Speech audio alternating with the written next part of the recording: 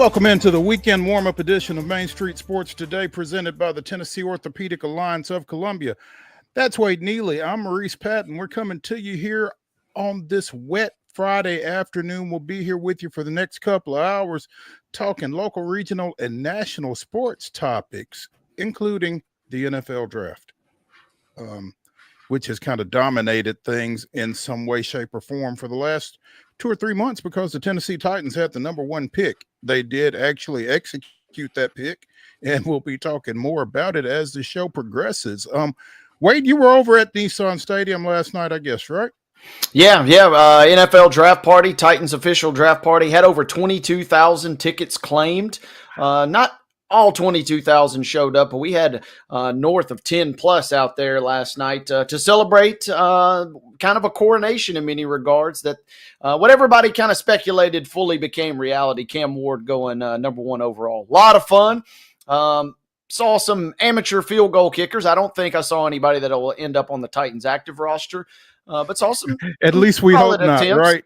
Saw some solid attempts, some solid vertical leaps during our combine skills section there. So, I jotted a few names down. I don't know that those will end up, like I said, on the roster, but great event. And yeah, the Titans kind of pulled the strings exactly the way that we thought. And there were lots of other strings pulled by other teams throughout the course of the night. There were some strings pulled. We will be talking about that as the show progresses, particularly in our next segment when we visit with David BOCLAIR of the Nashville Banner. But speaking of strings and pulling, were any first responders necessary during the combine portion of last night's festivities?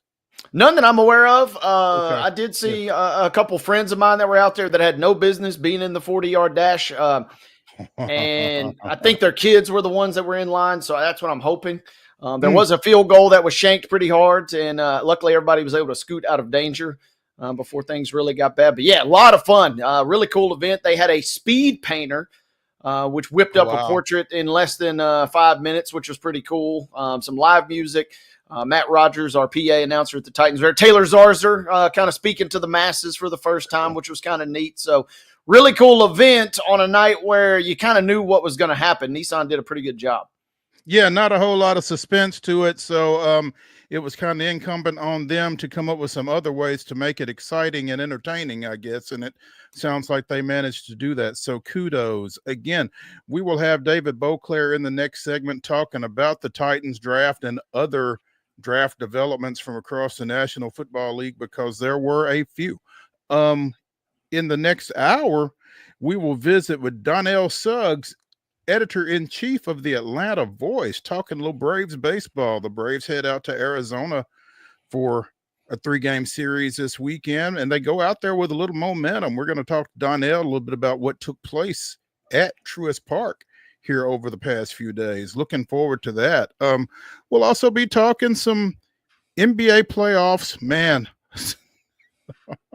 we will definitely be talking some NBA playoffs, some NHL as well. We will get into the portal because there was some news that I woke up to, and then there was some more news here not long before we came on the air, both intriguing moves in the portal. So stick around for that. NHL playoff chat as well. And what to watch for this weekend.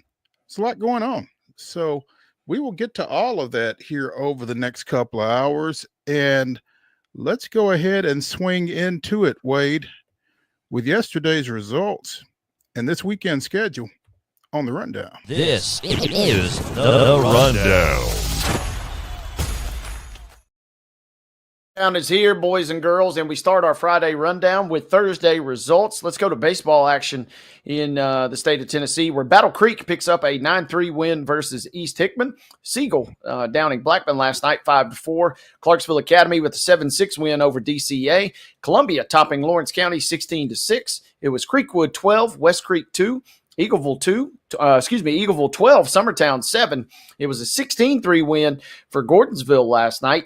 Lipscomb Academy topping CPA. What did we say? 3-3 was that score when the game was abandoned earlier, but they resumed play and Lipscomb wins 7-3 over CPA. Loretto picking up a nice win over Richland last night, 3-2. Clarksville wins not one, but 2 games over McCracken County out of Kentucky, 12-1 in your opener, 4-1 in your nightcap.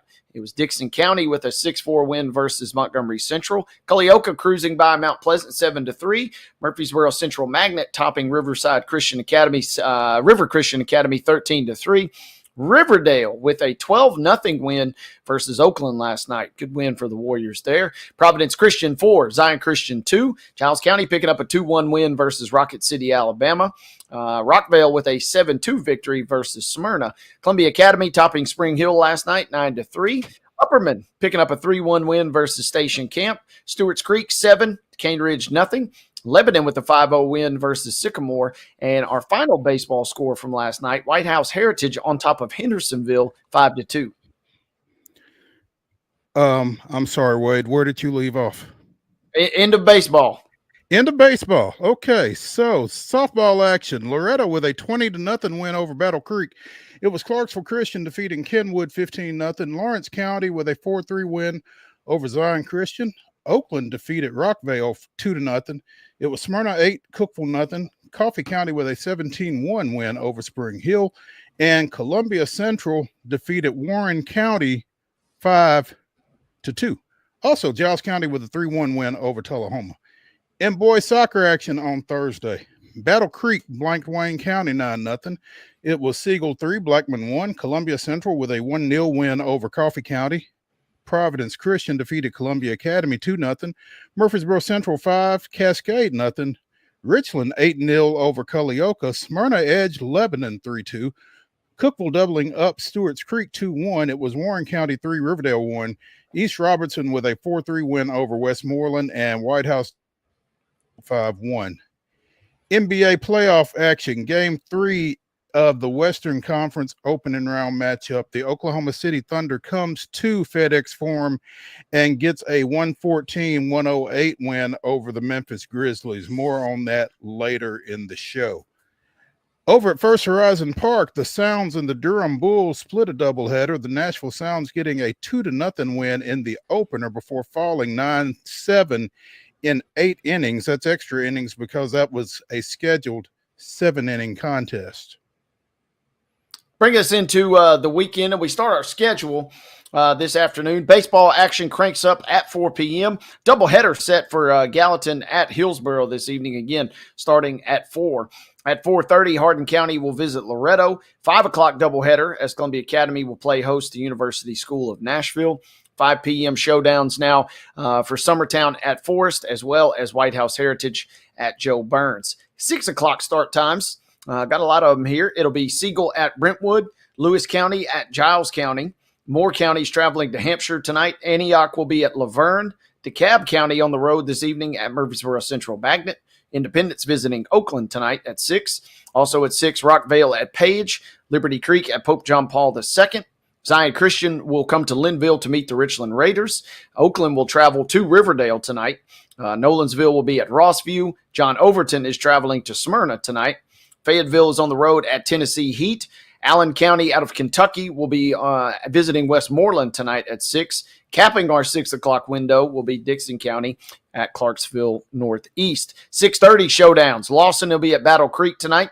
Montgomery Central is on the road at Clarksville. Greenbrier will host Fairview tonight at 6:30. Mount Pleasant will travel to Hickman County. Springfield will be on the road at Portland. East Hickman traveling to Santa Fe. And our final 6:30 start time and our final game this evening, East Robertson is set to travel to White House. In softball action this afternoon, it's a 4 o'clock start for Riverside Christian at Zion Christian. That's a double dip as well. At 5, Rockvale is at Gallatin.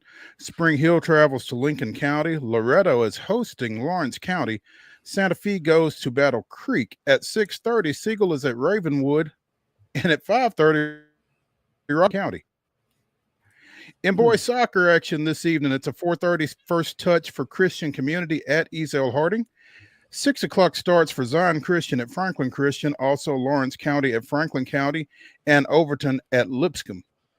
Ditto for Coffee County at Spring Hill, White's Creek at Waverly. At 6:30, Lawson is at Green Hill. 7 o'clock start for Station Camp at Hendersonville, also Gallatin at Beach. Wilson Central traveling to Laverne at 7. Oakland hosting Rockvale. Lincoln County goes to Page, and Giles County is at Summit. In boys lacrosse action this evening, it's a 6 o'clock start for Wilson Central at Green Hill. Major League Baseball action, 6:40. Houston opens a series at Kansas City. That can be seen locally. And at 8:40, the Braves open their series out at Arizona against the Diamondbacks. That one can be seen both on the MLB Network and on FanDuel Sports. The series between the Sounds and visiting Durham over at First Horizon Park continues at 6:35 tonight. It is perfect date night at First Horizon.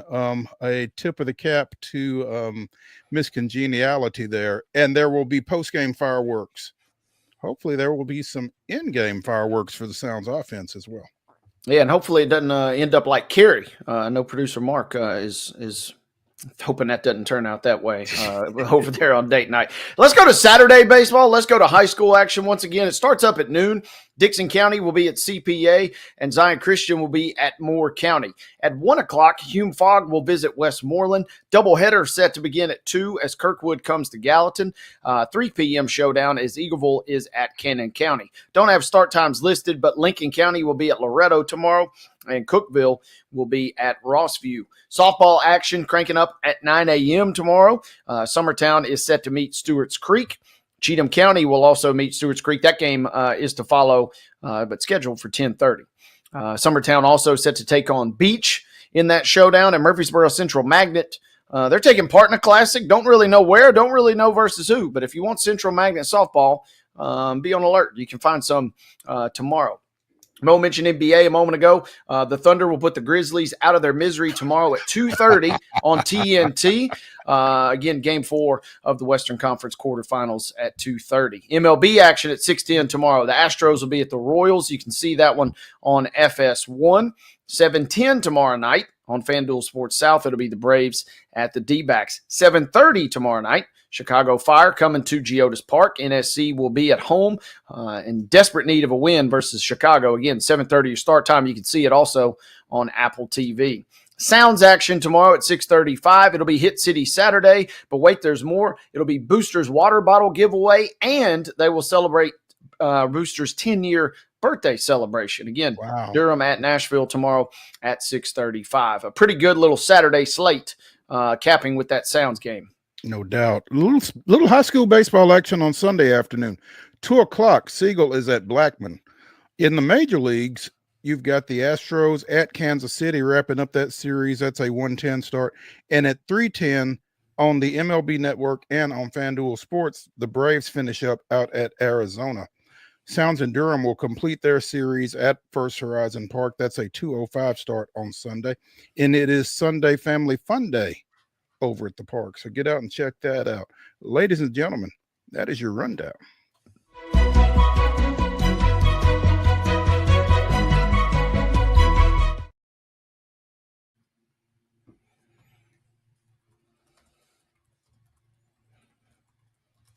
Brought to you, as always, by the fine folks at Piggly Wiggly and Neely's Mill in Columbia. Be sure and check out their delicious daily deli lunch options available from 11 a.m. until 6 p.m. Also, their hand-cut meats and everything is cost plus 10% at the cash register. Piggly Wiggly, Neely's Mill, Columbia, bringing you our top story. And we talked a little bit yesterday about former Brentwood Academy golf standout Blades Brown, 3-time state champion out of Brentwood Academy, Blades Brown, teeing it up at the Veritex Bank Championship out in Arlington, Texas yesterday. Well, as it turned out, he did not tee it up yesterday. That tournament was impacted severely by weather, apparently. He didn't go off yesterday.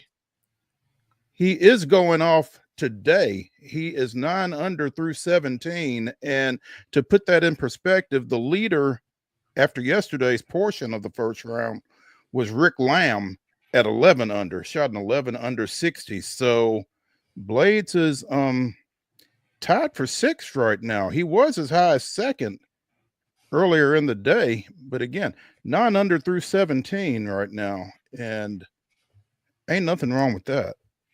No, it's playing well.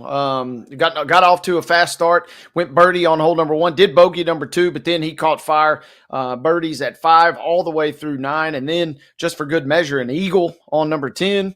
Another birdie on 11. He is playing well.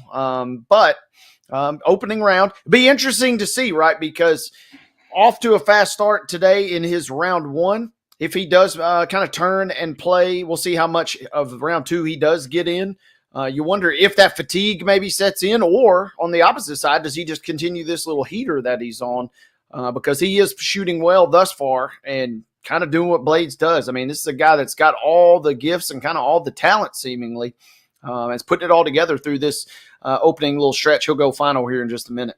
Yeah, that's impressive. And I think the most impressive thing to me, Wade, is waiting yesterday and not getting off and being able to, go back and kind of regroup mentally and get ready to come back out today. And like you said, got on a heater early and trying to ride that through this opening round. I don't know what the plan is. Is he going to have to play 36 today? Rick Lamb, the leader that you mentioned a moment ago, he's set to begin play for round 2 later tonight. So I don't know if they're just going to try and get as much in as they can. Yeah, but he's supposed to tee off at 6:25, according to the PGA's official leaderboard. So it'll be interesting to see how this kind of gets done. At some point, you're going to have to play more than 18 in a day for everybody to get everybody tucked in. So we'll keep eyes on that. Current cut line, according to Data Golf, is around 10 under, also 9 under. Both of those numbers kind of going back and forth. So you're going to need to go pretty low. Course conditions, despite the weather, are pretty favorable. And so we'll just kind of see how this shapes up. But yeah, he is playing very well. And if you can get this win, you're sitting pretty. Obviously, you get a nice little paycheck, which never hurt a single person. No. But three wins in the Korn Ferry circuit in 1 year will get you automatic promotion to the PGA, which we undoubtedly know is his ultimate goal there. So number of different ways to get there, but if you can stack 3 wins, that's your quickest bet. So we could talk about Blades maybe picking up win number 1 if he continues this trend. Man, that would be sweet. Absolutely. The 17-year-old, as we mentioned when we were talking about him yesterday, 18th birthday comes on May 21st, and he'd like to celebrate that with a few wins under his belt, obviously. So we'll be rooting for him this weekend. We'll let you know on Monday how this thing turns out. Let's go ahead and take a break here on Main Street Sports Today, presented by the Tennessee Orthopedic Alliance of Columbia. When we continue the weekend warm-up, we will be joined by David BOCLAIR of the Nashville Banner. Stick around.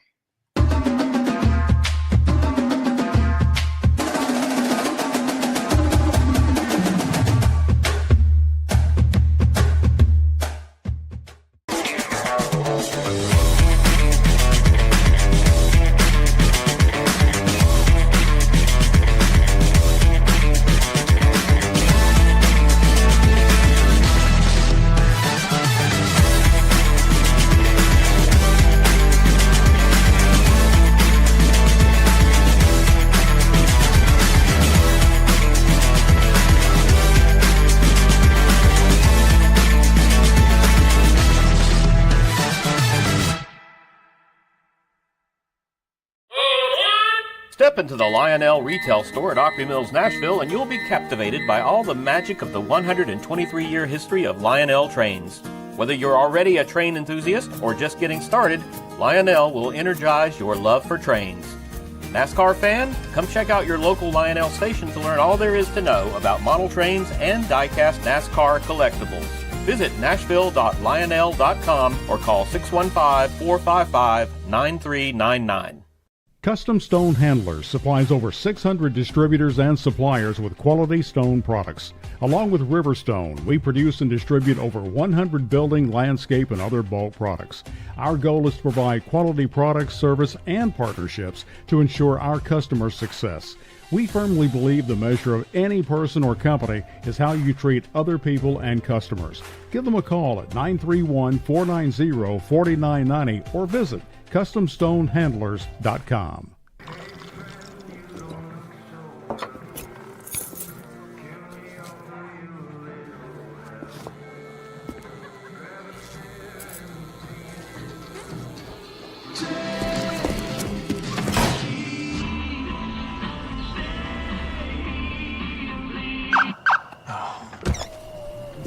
You're seeing the signs too, right? What signs?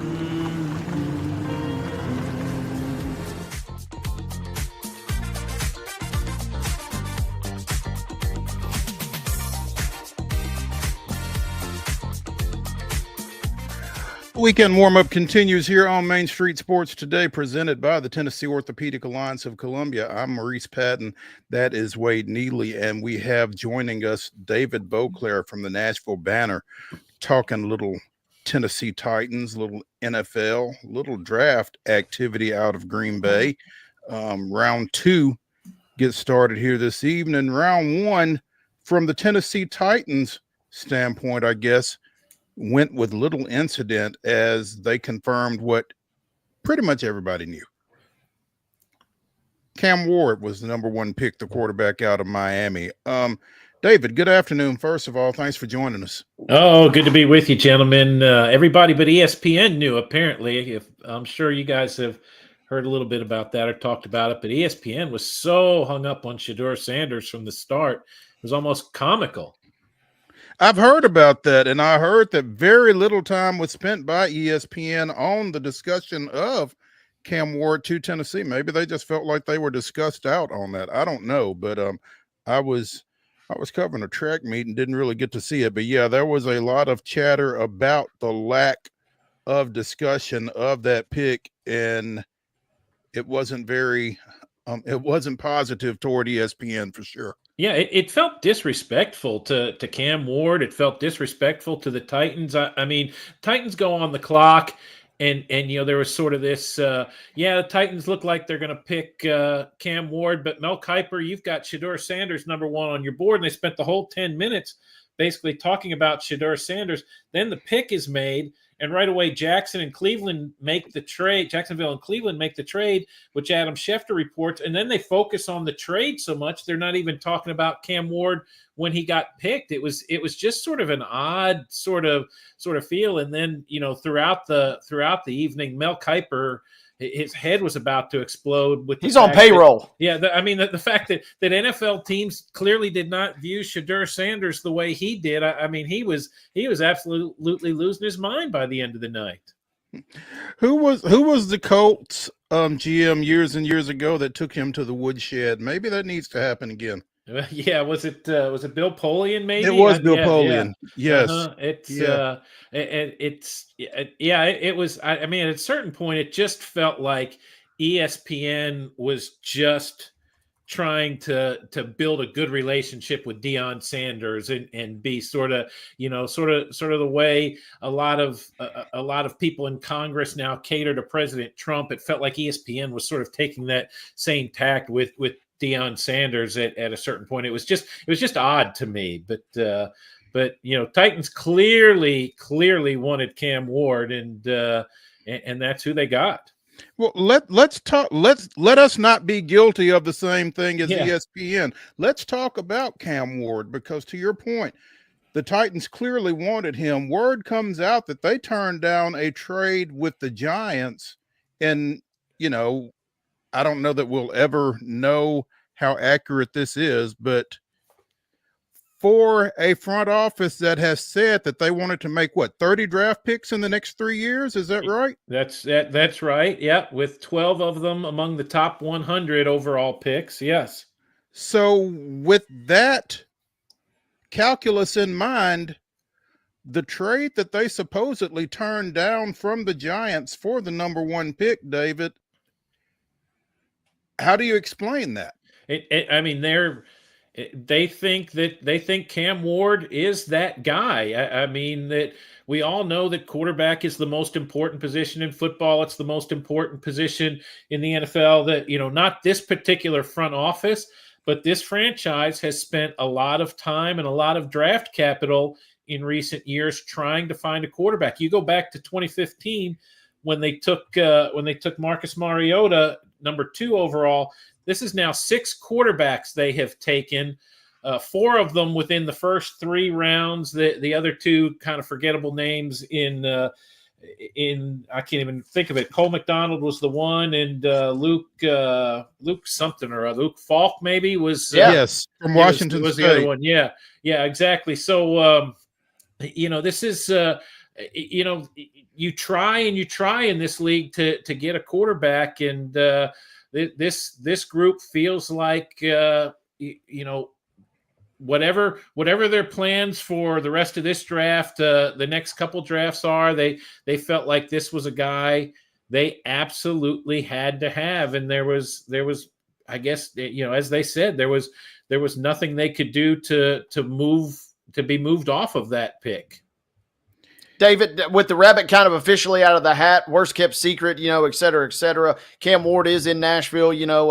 Heard that Warren Moon's on campus today, so vibes are kind of high for everybody over there at Ascension St. Thomas. With that being said, how does this play out? Do they hand the keys immediately to this guy? Do we have this weird sit and wait situation? Give me your take on this. Well, I thought it was interesting. One of Brian Callahan's opening comments last night was, he can't wait to get started and coach football with Cam and quote unquote, stop pretending about all the things that we have had to pretend about over the last couple of months. And I think a lot of people probably, the immediate reaction to that is you say, okay, he's talking about trying to pretend that you're open to trading the pick, that maybe you're interested in Travis Hunter or somebody like that. But I also, my immediate thought, like, I'm sure that was all part of it, but my immediate thought was, I can stop pretending that I like Will Levis as my quarterback right now. I think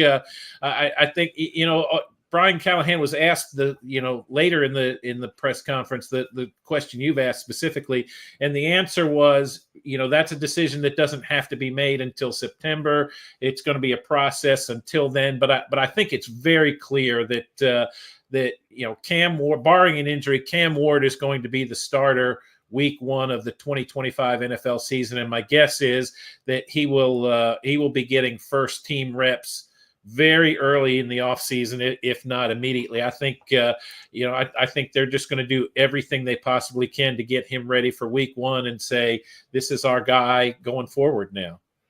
In a way that feels refreshing, because if you know that you have the guy and you can finally take the gloves off and have that quarterback position solidified, at least you know who it is, I guess I should say, then you can kind of start to address everything else around and maybe tailor whatever few moves you were going to make remaining, whether it's free agency or the draft, to kind of accommodate Cam Ward now, right? Yeah, you would think. And, they obviously spent time and money this offseason trying to shore up the offensive line. The addition of Tyler Lockett gives you now 2 veteran wide receivers. Yeah, they're older. Yeah, they're probably on the backside of their career. But in Lockett and Ridley, I think at least what you give Cam Ward there are 2 guys who understand, route concepts and whatnot, and understand if you're supposed to run a 12 yards and then break in at 90 degrees, they're going to run 12 yards and break in at 90 degrees, not run 11 yards and break in at 75 degrees, say. You want guys who are going to do the right thing and sort of make his job as easy as possible. So I would think veteran wide receivers are probably a big part of that. You're hoping that you've done enough for the offensive line to get him protected. You've got a couple of decent running backs already. I don't think you're saying that this is the Kansas City Chiefs right now, but I think you can say that the offense probably looks a little bit better right now than it was last year, assuming Cam Ward is the kind of quarterback they think he is, or at least close to it. David BOCLAIR of the Nashville Banner joining us here on Main Street Sports today, presented by the Tennessee Orthopedic Alliance of Columbia. Good news if you're a Titans fan, you got your quarterback. Bad news if you're a Titans fan, you're going to have to throw against Travis Hunter for the foreseeable future twice a year, because the Jags jump up and get the cornerback / receiver at number 2. How much of a shock was that? I don't think it was a huge shock that somebody wanted to jump up and get him. I think Hunter is just one of those generational talents that teams had to be in love with. If not all of them, certainly most of them had to be in love with. I think the price that Jacksonville paid to move up, it wasn't it wasn't a huge move, right, from 5 to 2, and it wasn't to take a quarterback. So I think that was illuminating, and it sort of gave. I think that's sort of part of the reaction to a lot of Titans fans too, in terms of what they didn't accept to give up the number 1 pick. So I mean, clearly teams are willing to throw some stuff around there and make a move. And well, if Travis Hunter is what a lot of people think he is, he's going to be a thorn in the Titans' side for a long time to come. Probably on both sides of the ball. Right. And David, as you mentioned, they go up from 5 to 2. I'm not sure they had to. Yeah, I don't think he would have been there at 5, but I'm not convinced that that Cleveland would have done much differently there either. It's I think I mean, there's no way to know for sure, but it was, that was a first year GM in Jacksonville too, trying to, I think that's what you're seeing with these first 2 picks in their own respective ways. These are new general managers doing what they can to sort of immediately put their stamp on this roster and go forward. In the case of the Titans, it's getting the guy who you think is best equipped to play the most important position on the field. For the Jaguars, it's getting the guy you think is hands down the best player in the draft. And we saw what Houston did a couple years ago when you get bold in the early stages of the draft and what that can do for you. So I imagine that was probably a factor in Jacksonville's thinking right there. And there was some analysis last night too that you look at the price Jacksonville paid, but effectively they got 2 players. Right now they've got a great cornerback and probably an above average wide receiver who, if he's not going to play 50 offensive snaps a game, maybe he plays only 30 on offense in the NFL, but that's still an opportunity to be a significant contributor there. You're talking about James Gladstone. They call him the boy wonder, 34 years old, and he swung for the fences last night with Jacksonville, who a franchise. It seems at times, guys, that they value the entertainment aspect or the sizzle just as much as they do. I mean, Khan, his son, does own part of AEW, the wrestling promotion. So, I mean, it's kind of in their DNA selling tickets, and there's no other way to sell tickets, no better way to sell tickets than by grabbing that guy last night. Yeah, that's a great point, Wade. When you think about, the pro wrestling is sort of the modern day circus, P.T. Barnum and whatnot, and how they just consistently can draw people into arenas and have the production value that they have on their TV broadcasts and whatnot. And you wonder how much the exposure to AEW, the direct exposure to AEW the last few years now, sort of bleeds into the thinking of the Jaguars front office and trying to learn some lessons from that industry that seems to be timeless and just immune to technology and whatever else changes in the world. People love their pro wrestling, and they're going to go out and watch it. He will sell tickets and he can play ball. So, I mean, to me, it feels like that maybe, even for a young GM, that does maybe feel like a risk worth taking, I think. Yeah, I mean, for Travis Hunter, I think absolutely. Again, when you just look at, and it's not like this guy came out of nowhere and Colorado and before that Jackson State had no other players and they had no choice to play him. I mean, this guy was the number 1 high school recruit in the country. It's sort of like Derrick Henry, right? Derrick Henry was the best high school running back in the country when he was in high school. He was the best running back in college, his last, year and a half probably at Alabama. So it shouldn't be a surprise that he ultimately became the best running back in the NFL for a few years. And I think there's no reason to think Travis Hunter won't be the best player in the NFL before too long, quite honestly. I guess my question, David and Wade, is the logistics of getting prepared to play both those positions in the National Football League. The study of formations, a study of who you're going up against, that kind of thing. I've never been behind that curtain, even for one side of the ball, but it just feels like trying to get ready to play at that level at two distinctly different positions would be intriguing.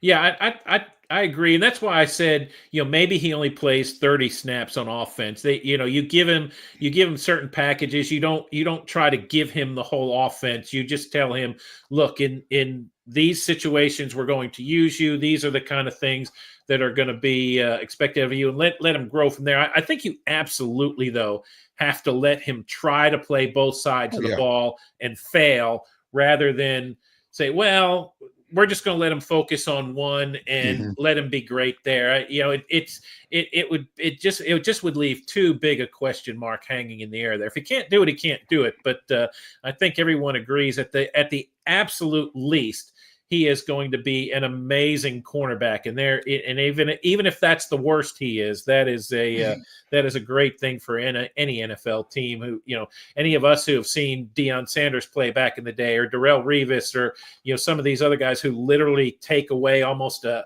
half the field when they're defending. I mean, it's an incredible asset to have. No doubt.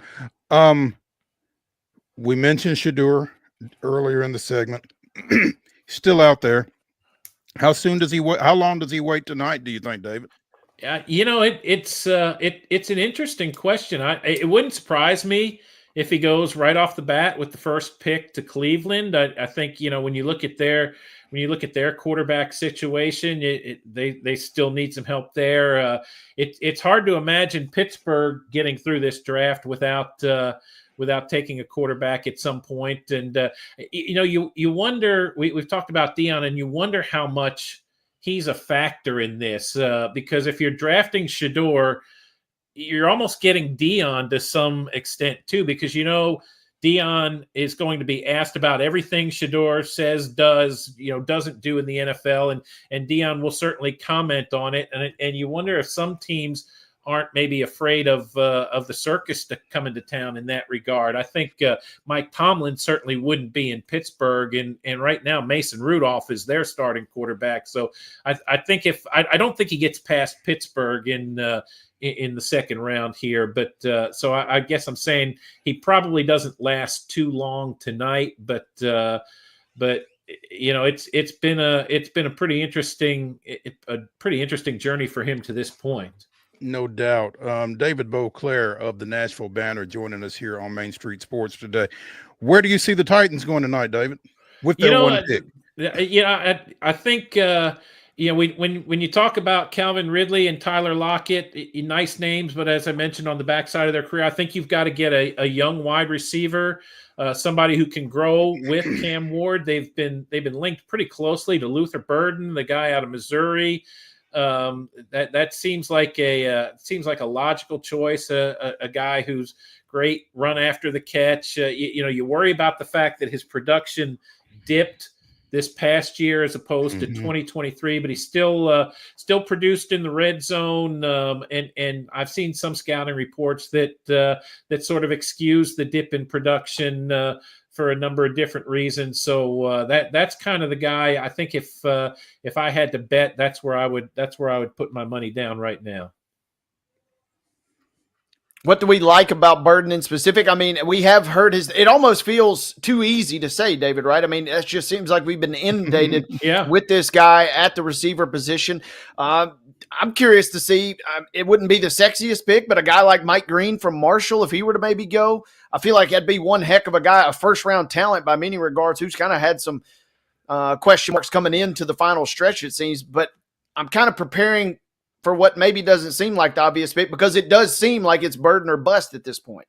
Yeah, I mean, Burden's not the biggest guy. I mean, he's sturdy. Like he's not a scrawny little fellow, but he's not 6'4" either. He's listed at 6 foot, so he's probably more like 5'11" or whatever. But the run after the catch ability, I think, is the thing that you really, really like about him. And when you think about Cam Ward and so much discussion about his ability to make plays off schedule, right, when he's scrambling to either side or whatnot. So I think it makes sense in that regard too to have a guy, like I say, kind of grow up with him, where they spend 4 or 5 years learning to read one another.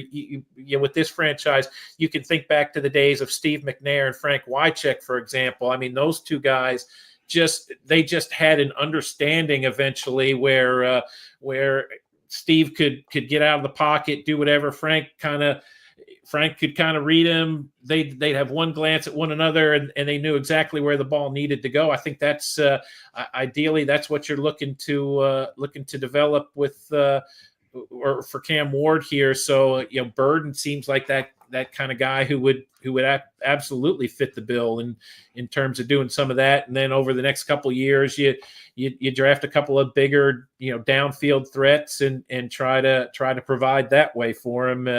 As Ridley and Lockett, not a big guy, but he certainly has been a downfield threat in his career. But as those guys kind of age out of the offense there,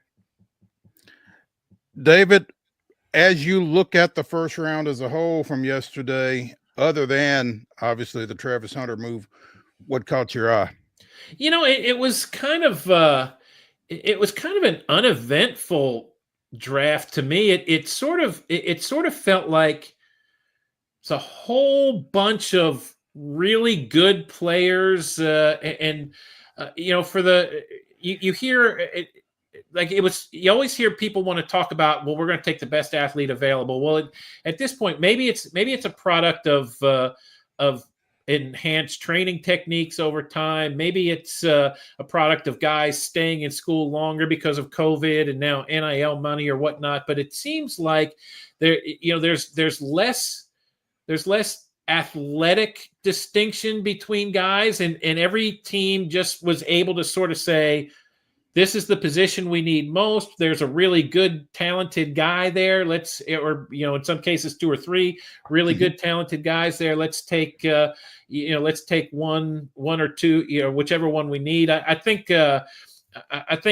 Ravens getting the safety, like is it just me, or does it feel like the Ravens get exactly what they need every year? I text three people last night and said, well, congrats on the All-Pro career for Starks. I mean, as soon as that pick got made, it felt like, sign this guy up for Canton immediately. You put him next to Kyle Hamilton right now, and eventually he'll become the guy there. I mean, it's like it just falls for them every year. It seems like exactly what they want and what they need, and I marveled at that. So and then it was interesting to see the Eagles and Chiefs flip a spot They were right playing, at the end. They were playing patty cake at the end of the first round. I mean that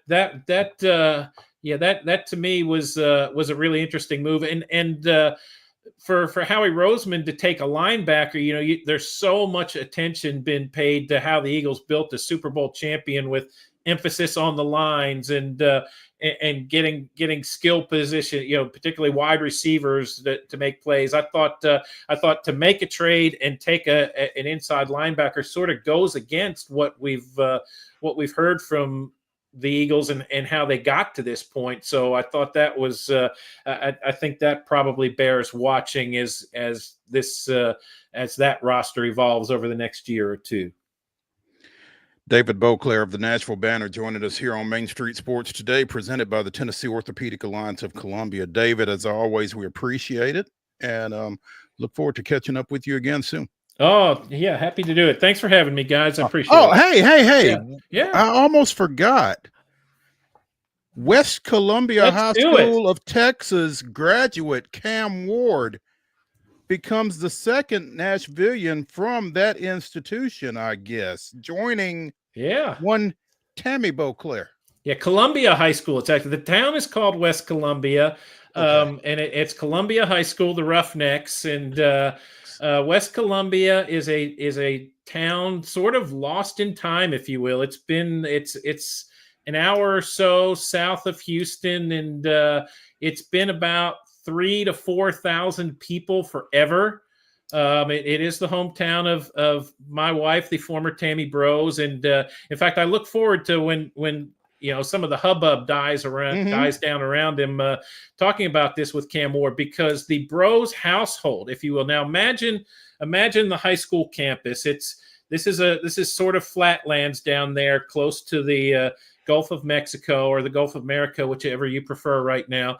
But so if you imagine the high school property as a giant sort of rectangle, you have the school that runs across sort of the top, and then the gym is sort of the end there. There's a parking lot back here. There's tennis courts back here. And then you've got the football stadium tucked in behind the school. Well, there is one little corner of this property that does not belong to the school. There's a little house there that was built 75 years ago, and that is the house that Tammy BOCLAIR grew up in. And it's literally in the shadow of the football stadium where Cam Ward played his high school football. And the school board every couple of years tries to buy it. Probably for the last 50 years has tried to buy that property as it bought up other properties around it and expanded and whatnot. It's pretty funny. I'm 100% certain that when I talk to Cam Ward, he will know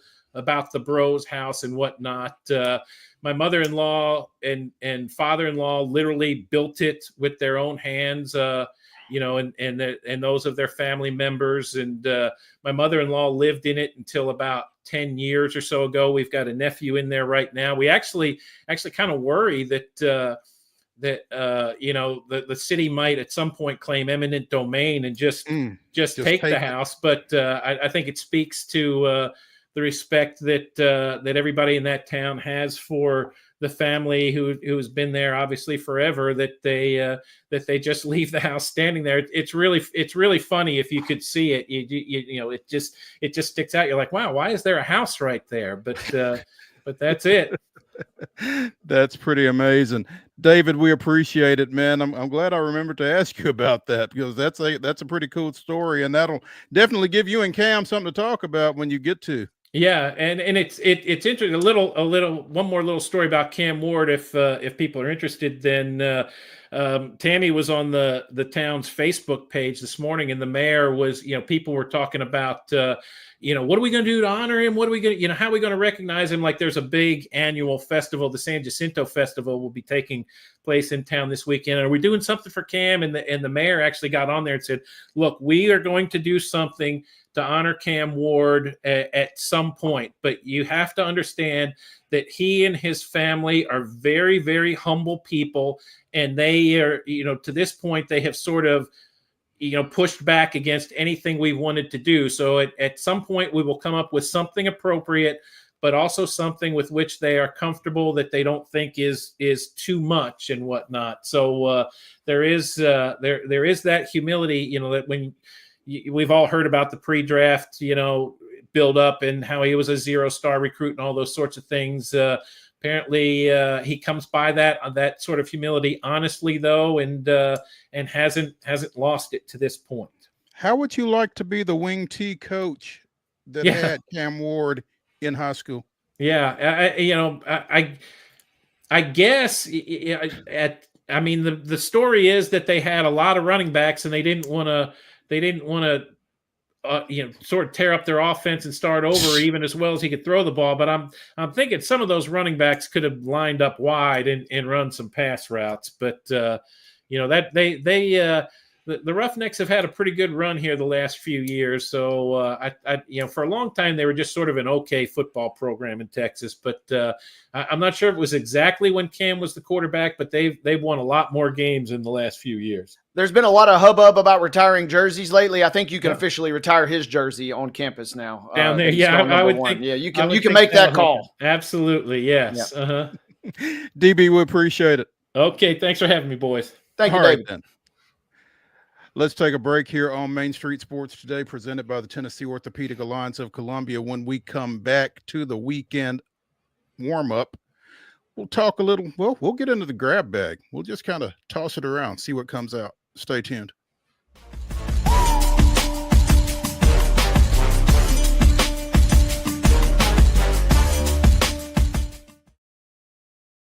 At Delta Dental of Tennessee, we know our success begins and ends with providing superior quality service, and that includes serving those who need it most. This year, we're celebrating 25 years of giving back to the community we call home. Delta Dental, along with our Smile 180 Foundation, supports Tennessee's dental colleges and oral health education, children's hospitals, free and reduced cost dental clinics, and other like-minded charities. Here's to the next 25 plus years of ensuring healthy smiles.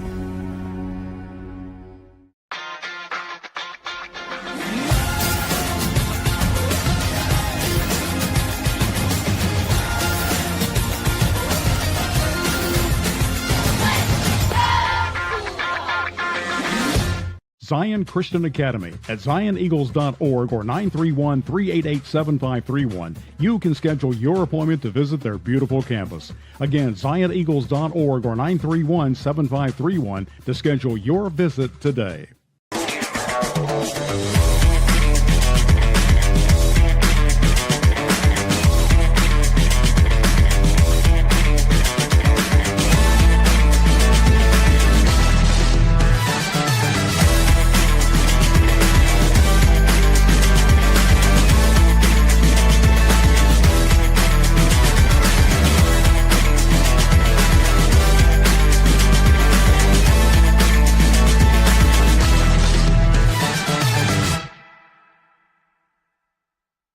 A game without a crowd is just a scrimmage.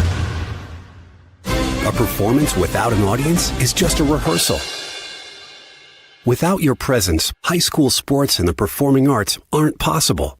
Ensure that these essential extracurricular activities continue to enrich the lives of students in Tennessee. Purchase a ticket to your local high school's game or performance. This message presented by the TSSAA.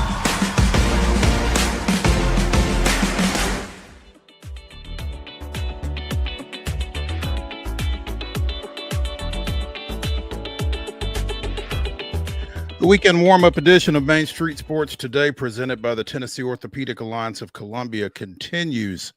I'm Maurice Patton. That is Wade Neely. And as I mentioned, woke up to portal news this morning. Stop me if you've heard this. TJ Finley is in the portal.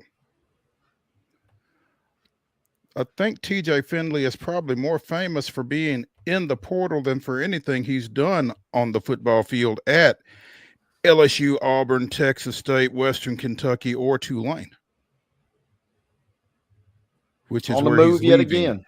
Yet again, this guy is going to get 6 schools basically in 6 years. Never even got on the field for Tulane. Joined that program in mid-December and left Western Kentucky. I think he had a leg injury early in the 24 season, and not sure how much he played at Western, but transferred into Tulane in December, and he's out. I guess spring practice didn't go quite the way he or the Tulane coaching staff wanted it to. I'm not sure. But again, LSU for a year, Auburn for a year, Texas State, where he threw for almost 3,500 yards, 24 touchdowns, and 8 picks. Left there, went to Western. And again, I'm not sure how much he played because I do remember him getting hurt early in the year. Versus MTSU. That's right. 23 years old. He's still got 2 years left. I don't know how that works. Guess he redshirted at LSU, so that's a year. But still, at some point, don't you have to say, I've done about all I can do, or is the NIL that profitable for a guy like that? It's a fair question, right? John Summerall's the head coach, and he's trying to find his way, but this does kind of come on. There is a little bit of a backstory because he was arrested earlier this month in illegal possession of stolen items valuing over $25,000. So a vehicle, I believe. Yeah, it was. don't know, if that was the old Cam Newton situation where it was happened on campus or was related to campus. Maybe it was just a strict, hey, we're bringing you in, and it's a one-shot deal and one strike and you're out. You wonder if that had something to do with it. Tulane's had a bevy of transfers too, as they have kind of turned over into Summerall. Still had a decent year last year, but it seems like he's trying to further solidify his roster in year 2. And Mr. Finley, is on the move yet again. Be fascinated to see where he turns up.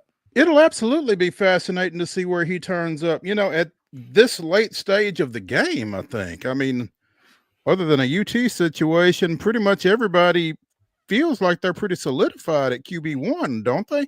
Yeah, and maybe this is the premonition why there was a lot of smoke about Nico going to Tulane last week. So before he ends up at UCLA, maybe this was kind of already in the news, or kind of in works, I guess, if you will, because he's on the move. Yeah, he got hurt in that homecoming game or that Western MTSU game because then Veltkamp came in and threw like 6 touchdowns as they throttled the Blue Raiders. I was on hand for that one. It was not pretty. I'd rather have seen TJ Finley play. He wasn't going to throw 6 touchdowns.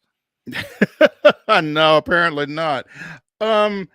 Vanderbilt basketball, as Mark Byington gets ready for his second year, has been pretty active in the portal as well. They just picked up a transfer from Cornell out of the Ivy League, A.K. Okereke, Okereke. It's a lot of vowels. E-I-E-I-O. Again, he is their 5th portal transfer of this offseason, I believe. 6'7", 240. Average 14 points, 4.5 boards, 4 assists at Cornell. Second on the team in scoring and assists. Also had interest from Kansas, Southern Cal, Stanford, Cal, and Virginia Tech. So they continue to add talent to that roster over there on West End, again, in Byington's second year. Also picked up a couple of guards. We talked about Frankie Collins from TCU a few weeks ago. Mike James from NC State, who had previously played at Louisville. And a couple of big guys in Jalen Washington and Mason Nicholson. Washington from North Carolina, Nicholson from Jackson State, both former high school teammates in Gary, Indiana. So the additions look pretty intriguing for Vanderbilt heading into year 2 under Byington. Yeah, and if you're, I think it's Okereke officially, Okay. according to the Google at least. All right. But I mean, yeah. How about this? I mean, you graduate a year early from Cornell, and you're probably going to get a master's degree from Vanderbilt. It doesn't matter what you do from here on out. You got the Big Red Bear, and you got the Commodores on your diploma. That is about as good as it gets. And you get to play a year of hoop for free. I mean, that's a big time move right there. Winning at life, some might say. I would dare say. Last piece of portal news. Kim Mulkey, when she played South Carolina during the regular season, was lamenting having to play against all those McDonald's All-Americans that Carolina had. Well, I don't know if Malaysia Fulwiley was a McDonald's All-American or not, but she is no longer at South Carolina. She is instead in Baton Rouge, or will be. Averaged 11.7 points, 2.8 rebounds, and 2 assists in just under 19 minutes his past season as a sophomore at South Carolina. Went into the portal soon after the Gamecocks lost to UConn in the finals and comes out on the western side of the Southeastern Conference. Man, that kind of feels like a double whammy a little bit. Yeah, I don't know how worried Dawn Staley is about it, but that seems particularly, I would think that'd be particularly galling to lose her in the conference like that to, again, one of the better teams in the conference, obviously. Yeah, no doubt. She announces, shortly after they lose to UConn, and you're wondering, everybody in college basketball is kind of wondering, where is she going to end up? On one hand, you're thinking, okay, at least it wasn't UConn. They're not reloading that much. They're not really getting that much better. But on the other hand, you're like, oh, man, well, the bad part is somebody in our conference is getting a little better. So, yeah, a double whammy. You dodge the UConn grenade, but you step on one in conference. South Carolina will still be okay, of course. But, yeah, this one probably stings a little more. You would think. NHL playoff action last night. You mentioned Florida and Kachuk being a little bit of a wagon all of a sudden. They blanked Tampa Bay last night 2-0, taking a 2-0 lead in that series. Toronto goes up 3-0 with a 3-2 overtime win over Ottawa. Minnesota takes care of Vegas 5-2, going up 2-1 in that series. And the Blues, goodness gracious, shelled Winnipeg 7-2 to get on the board in that series. Winnipeg still leads at 2-1, but 7-2 has to leave a little bit of a mark, doesn't it? You would think. And Winnipeg, they're President's Trophy winners for a reason. I feel like they'll bounce back. That building had to be rocking, kind of like what we talked about on the show with Minnesota yesterday, putting up a nice effort at home. The only difference is Minnesota's win. They're now up in that series, right? They're up 2-1. So Vegas has got a little more cause for concern than Winnipeg at the moment. And yeah, first shutout of the postseason with the Panthers, who continue to kind of roll. Man, they were really toiling without Tkachuk, but in the blink of an eye, getting him back for game one, and now quickly up 2-0 in that series. Washington goes on the road to Montreal tonight. The Caps lead that series 2-0. The Hurricanes go to New Jersey for game 3. They lead 2-0. And the Kings are at Edmonton, and they lead 2-0. Game 3s tonight for all three of those. Which one are you most intrigued by, Wade? It's got to be Kings Oilers, right? I mean, because the Kings kind of, the Oilers were, I think a lot of folks thought they would probably win that series, despite some injury issues themselves. But can LA win that game on the road? If they can win that game on the road, obviously you're up 3-0, which is basically as good as winning the series. But if you let Edmonton get hot, just like we saw in the Stanley Cup Finals, down 3-0 and forcing a Game 7, they can get things rolling. That barn will be rocking tonight, but the other two games kind of not doing much for me. Wouldn't be shocked to see Carolina cruise. Wouldn't be shocked to see Washington cruise as well. So give me all of Kings and Oilers, really the only game of note in my mind tonight. There we go. Let's take a break here on the weekend warm-up edition of Main Street Sports Today, presented by the Tennessee Orthopedic Alliance of Columbia. When we come back, we'll talk a little hoops at the professional level. Stick around.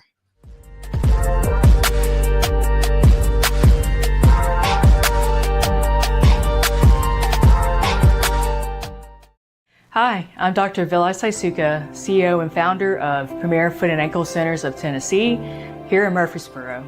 We offer foot and ankle care from ingrown toenails to diabetic foot wounds. We also fix ankle fractures and things like that.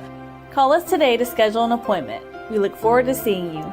Because here at Premier Foot and Ankle, we believe that the journey begins with happy feet.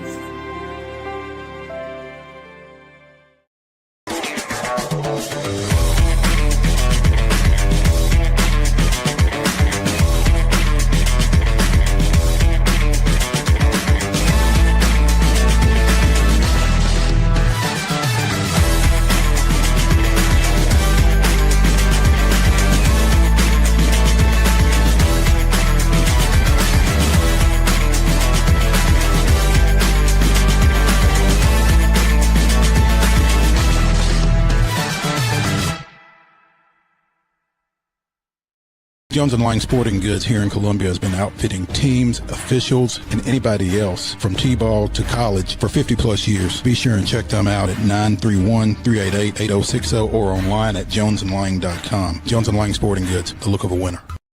Custom Stone Handlers supplies over 600 distributors and suppliers with quality stone products. Along with Riverstone, we produce and distribute over 100 building, landscape, and other bulk products. Our goal is to provide quality products, service, and partnerships to ensure our customers' success. We firmly believe the measure of any person or company is how you treat other people and customers. Give them a call at 931-490-4990 or visit CustomStoneHandlers.com. Piggly Wiggly, located in Neely's Mill Shopping Center, is Columbia's locally owned and operated Cost Plus 10 grocery store dedicated to serving the community with low prices and smiling faces. Piggly Wiggly offers fresh, hand-cut meats daily as well as daily hot plate lunches from their deli counter.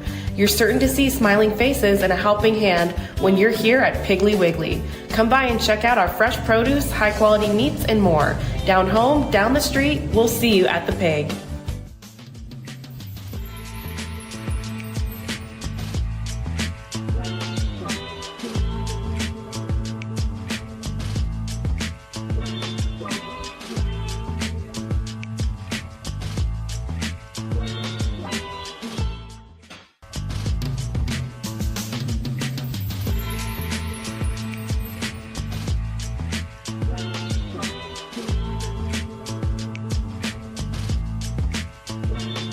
Hour number 2 of the weekend warm-up edition of Main Street Sports Today, presented by the Tennessee Orthopedic Alliance of Columbia, starts right now. That's Wade Neely. I'm Maurice Patton. Thunder 114, Grizzlies 108. But as I used to say in my math classes, show your work. Memphis led this game before halftime 69-40. And I mean, for everybody, including my counterpart over there who expected this thing to be a sweep, we're still going to get a sweep because that was their last gasp right there, I think, once they weren't able to hold a 29-point before halftime lead. And, you know, a lot of that had to do with Ja Morant landing awkwardly. I don't know if you would say that Lou Dort undercut him or how you would describe that play necessarily, but he hurt himself again, missed the entire second half. OKC really turned up the pressure defensively, and Memphis had no answers and dropped that one 114-108, just could not hang on, couldn't generate any offense, and I don't know how they respond to it. I mean, this one might be another 51-point game tomorrow.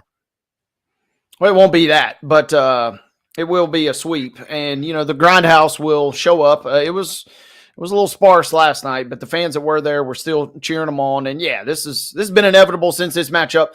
In a way, you never want to advocate for this, but you were kind of hoping that Memphis would also lose that play-in game, because not only do you forfeit your lottery pick, you have to suffer through 4 games versus the buzzsaw that is the Thunder. So the Thunder are on one side of a 51-point victory, which is one of the largest, if not the largest margin in postseason history, and their comeback last night, the second largest comeback in postseason history. They are as inevitable as the sun rising every morning at this point. And Memphis, you know, like I said, it's tough. It really stings seeing Ja go down like that. Props to him for, you know, at least attempting the free throws before he departed, it sounds like. And then, yeah, you're just getting ready to join the rest of the non-playoff teams down in Cancun. Going fishing. Yeah. Came back out on crutches. Apparently it was a hip. I couldn't tell exactly what it was that he hurt in real time. But Isalo says Morant's status for Saturday's potential elimination game is uncertain. Wouldn't be shocked to see him give it a go. I mean, he twisted his ankle so bad the other day that I thought his career might be over, and he was back in the game. They gave him some of them good Tylenol, if you know what I'm talking about. So I thought, you know, that would be the last we'd see of him then, but he's back in. So I would not be shocked if he does see the court for at least a little bit. But yes, forget this. You got an interim coach. You're down 3-0 in the series. You're just trying to get to the end of this season as quickly as possible and preserve his health. Try and get everybody rallied back up for next year, because it is not happening this season for the Grizz. No, not at all. And, you know, we've talked about it on multiple occasions. You know, John, not the biggest guy out there when he is out there, and kind of plays with that reckless abandon, almost plays too hard, and just landed really awkwardly when Dort was chasing Pippen on a breakaway. Pippen dropped the ball off. Morant caught it and went up, and Dort tries to get back to contest, and they made contact.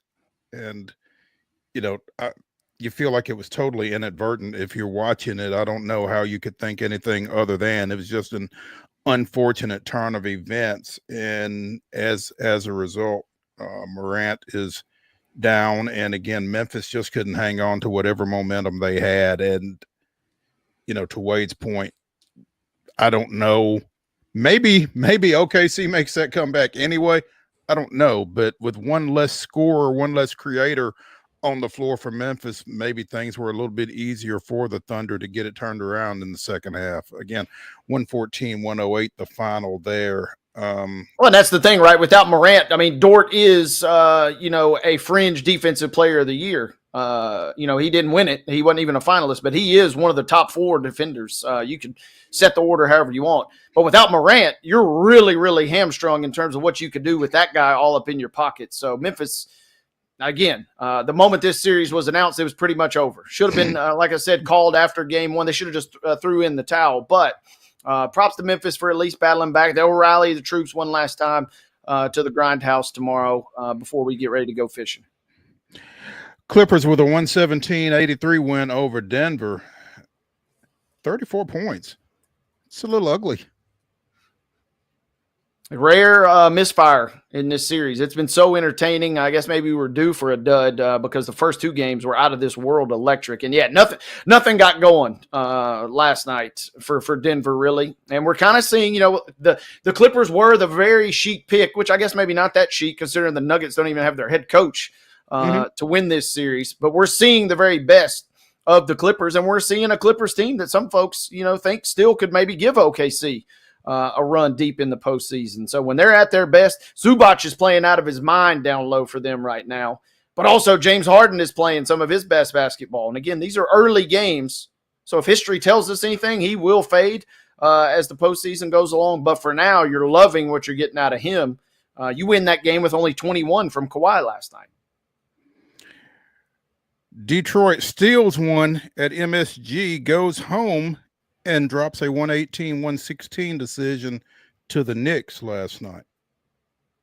Pretty gut check performance by the Knicks, but also props on the Pistons for making a big rally and a wild sequence at the end of that game where Brunson is trying to miss free throws intentionally with half a second left, but then the clock operator starts the clock before the ball is touched and the game kind of abruptly ends, but then they bring it back on review. So that's what happened, because I was watching it, but I was watching it at an establishment with the sound down, so I couldn't really tell okay, so he started the clock too quick. Got and that's home cooking, man. You can't do that. You got to at least wait till your guy gets the ball, and then even wait an extra second before you do it. So tough loss for the Pistons, man. They had a lot of mojo after that game too. They played well in game 1, maybe deserved to win. You could argue, couldn't get it done in game 2, and man, that has got a sting for them last night. That's still that has probably now overtaken the Clippers and Nuggets as the most entertaining series based on what we got last night. It'd be real fascinated to see what happens when those two teams get together on Sunday, because this feels like Detroit will be swinging. They're favored by about 1.5 on Sunday. This feels like this will be their last gasp if they can't pull it off. Not a whole lot of suspense, at first glance. When you look at Boston going to Orlando for game 3 or Indiana going to Milwaukee for game 3. But Jason Tatum apparently has a wrist situation, and Jrue Holiday and Jaylen Brown could also be out tonight. Now, I don't know if that changes anything or not. But when you take 3 starters out of anybody's mix, it's got to have an impact, right? Think about what you just said, and then think about that Boston is still favored by 3.5 tonight. That kind of tells you all you need to know. The Magic definitely could win this game, and if they're going to make this any sort of a series, maybe make a bid for a gentleman's sweep, this will be their game to do it tonight. But be nice. Banchero almost had a double-double the other night, finishing 1 rebound shy. He has to perform big. It feels like Wagner has to have another big game. The Magic could win one of these 2 games, but tonight feels like the night they must do it. Again, Indiana 2-0 up, going to Milwaukee for game 3. And Milwaukee doesn't seem like they've really got a whole lot for the Pacers in this one. the Lakers go to Minnesota for game 3. That series is tied. We saw what Minnesota did in that opener, and we saw the Lakers bounce back in game 2. So, yeah, the Lakers have learned a valuable lesson. When you leave guys as open as a gate, not a good recipe. That 21 three-pointers we saw, that number shrunk drastically because a little concept of defense emerged from LA. Good adjustments by J.J. Redick in game number 2 to kind of even this series. This will be the one circled on my calendar tonight. The Pacers are technically an underdog in this game, so maybe Milwaukee and Giannis can rally at home. I'll be curious to monitor the minutes and the production, obviously, of Lillard in game number 3 tonight. But, yeah, all eyes will be on ESPN at 8:30 for the Lake Show and the T-Wolves. You know, I saw this headline, and it was like, really? Jimmer Fredette retires. Olympic legend. Olympic 3-on-3 legend, right? Put him up, baby. Yeah. The number 10 pick overall in the 2011 NBA draft, spent 6 seasons in the NBA, then completed his career overseas playing in China and Greece. So, I mean, again, if you weren't aware that Fredette wasn't already retired, it's understandable. Yeah, he was on Team USA's 3-on-3 team this past summer, but got hurt during the prelims, didn't finish out that tournament, but did make the team. And did they win? They won gold. Did the 3-on-3 team win, Wade? I don't remember. No, I can't remember the men, to be honest. The ladies was a horrible disaster, but I'm not sure about the men. Did they? We should know that, shouldn't we? I will admit, Olympic 3-on-3 basketball a little lower on my keeping up with list outside of non-Olympic years, but I'll see if I can report back on tomorrow's show for that. But man, he was so fun to watch at BYU, was he not? And I mean, I get goosebumps. I get goosebumps just thinking about him versus Kawhi Leonard going toe-to-toe in that showdown at San Diego State years and years ago. Man, it just feels like a bygone era where Jimmer goes for 43 in that game versus the number 4 Aztecs with a young Kawhi Leonard on the team. Man, he was a walking bucket, as you said, ain't no doubt.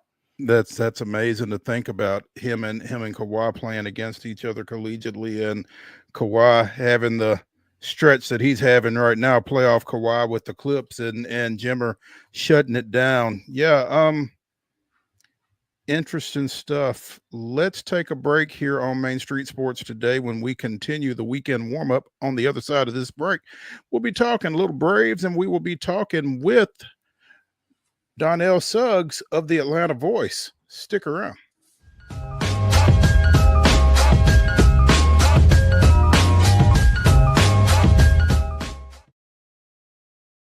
Hi, I'm Riley, a certified physician associate here at Premier Foot and Ankle Centers of Tennessee. We have a couple locations, Murfreesboro, McMinnville, as well as Franklin. We treat people of all ages. We're excited to get you back on your feet and hope we can help you today. Call us today to schedule an appointment. We look forward to seeing you. Because here at Premier Foot and Ankle, we believe that the journey begins with happy feet.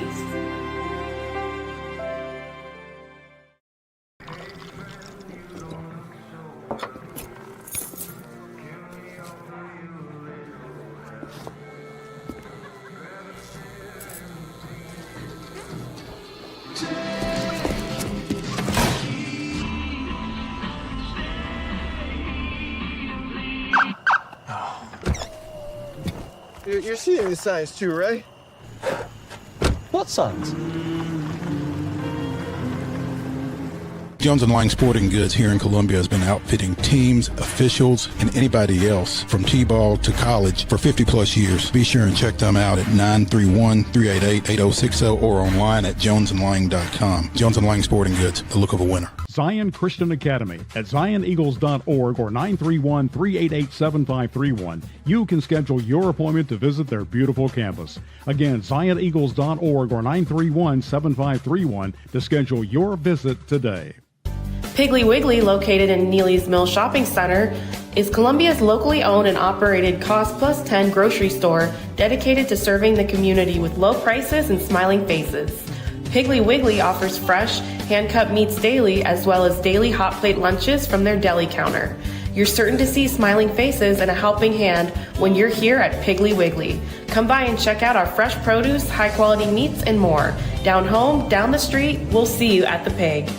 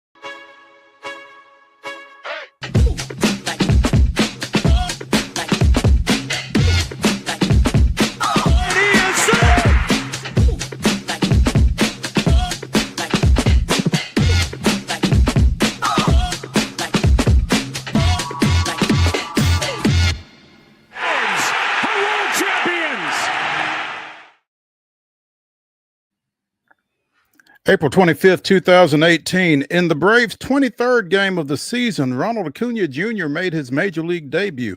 The reigning minor league player of the year singled in the 8th inning for his first career base hit and scored on Kurt Suzuki's RBI single to tie the game before Johan Camargo's 9th inning double drove in Ozzie Albies with the winning run as Atlanta downed host Cincinnati 5-4.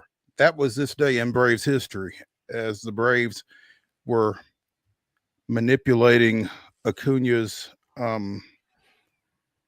major league time to try to keep an extra year of control before he hit arbitration there. That has become more of an in vogue thing for major league teams, unfortunately. Should have been on the roster from the start, but I digress. Welcome back to the weekend warm-up edition of Main Street Sports Today. I'm Maurice Patton. That is Wade Neely, and we're going to talk some Braves with the editor-in-chief of the Atlanta Voice, Donnell Suggs, who is joining us from Atlanta. Mr. Suggs, good afternoon. Thanks for taking some time. Gentlemen, good afternoon. Thanks for having me. Appreciate it. Absolutely. Fun week in Atlanta.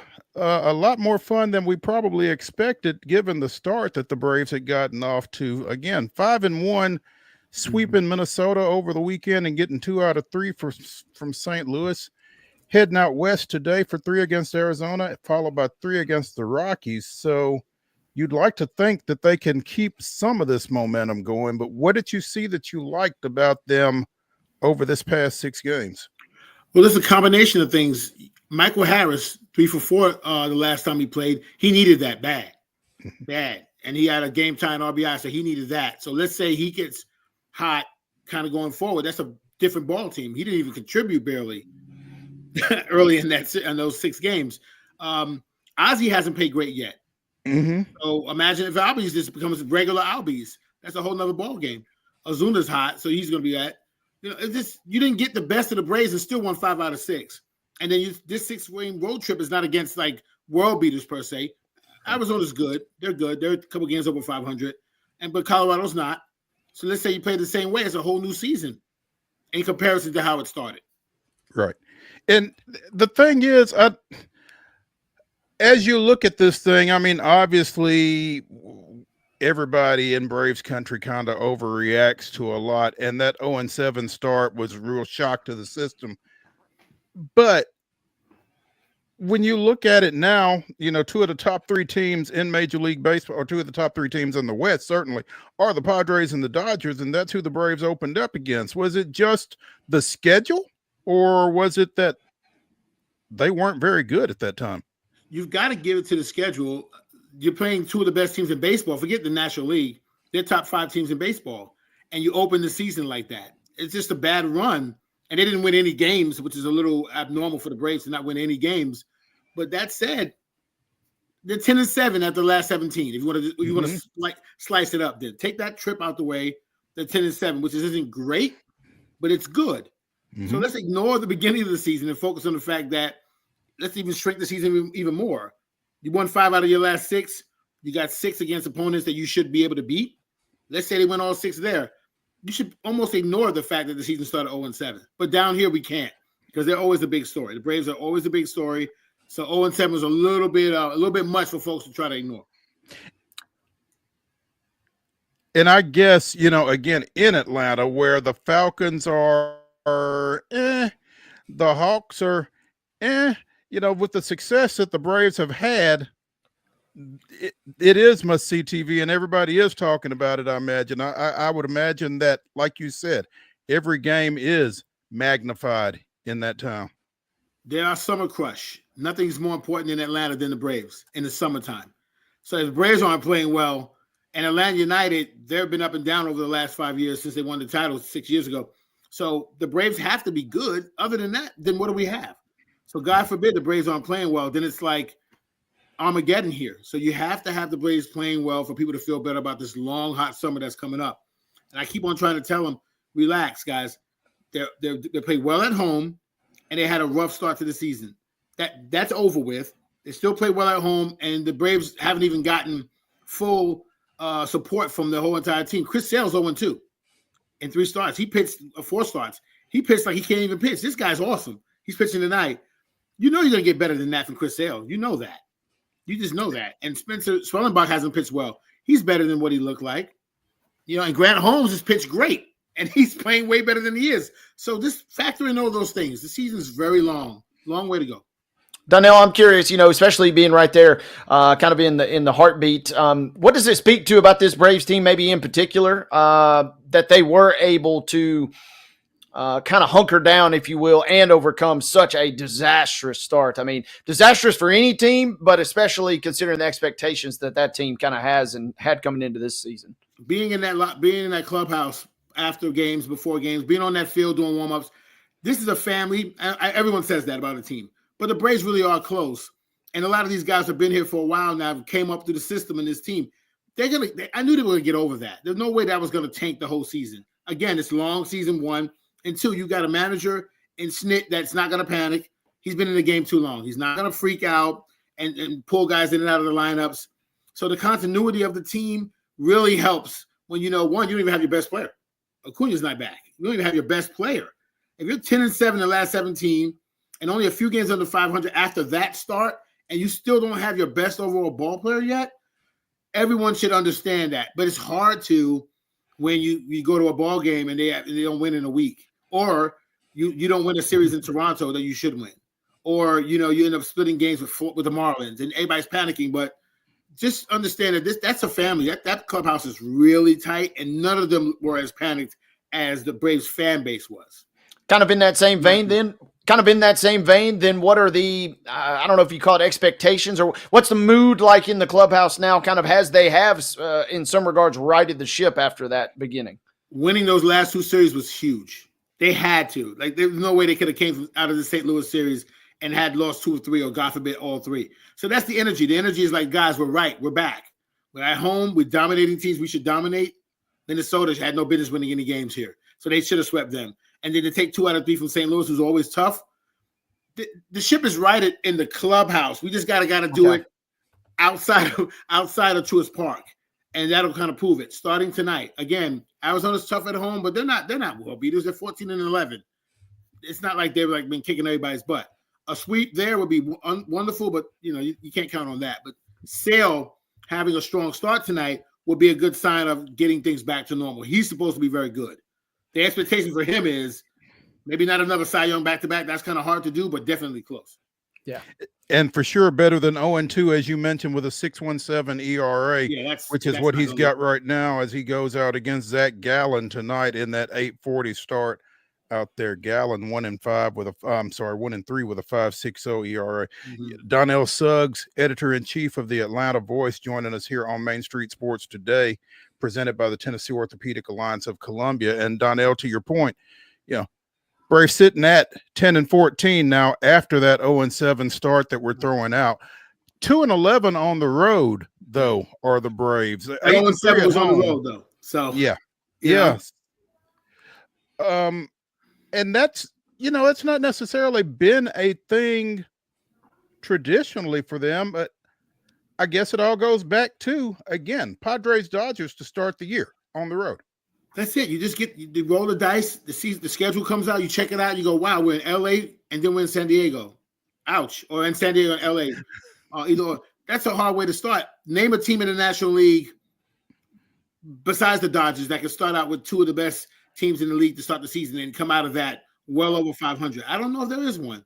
Name an American League team that would have dominated that stretch right now. There ain't one. So it's like, okay, boo-hoo, but you're past it now. And the next time you see LA, which is actually coming up, they'll be here.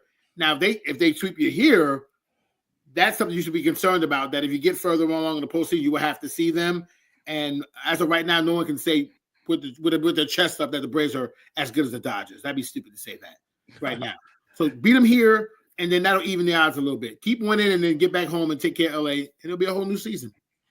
You mentioned that Acuna still hasn't played yet, and Strider has pitched one game. So you're missing your best player and arguably your best pitcher. Right. So, I mean, if you're looking for things to feel good about this team, in addition to that 5-1 homestand, those are two of the things I would think. Obviously, Acuna and what he has shown that he can do, and Strider when he gets back. You can't ignore those two guys not being in the lineup on a regular basis. One start from a very, very good young pitcher, no games from a very, very good young player. Not a good player on your team, a good player in baseball. Mm-hmm. That kid's a good player on anyone's team. So to be a couple of games under 500 and not have got any contribution from them and not have gotten a really good start, well, I should take that back. Sale's last start was actually solid. They just lost that game, and he gets credit for the loss. Mm-hmm. So to not have the best of those three players yet, man, you're in really good shape when you really think about it, the way the season started. In addition to the Braves heading out to Arizona tonight, Houston, who has won their last three, Wade, looking to stay hot when they go to Kansas City tonight. The Astros 13-11, Kansas City 12-14. Thoughts, sir, as our resident Astros fan?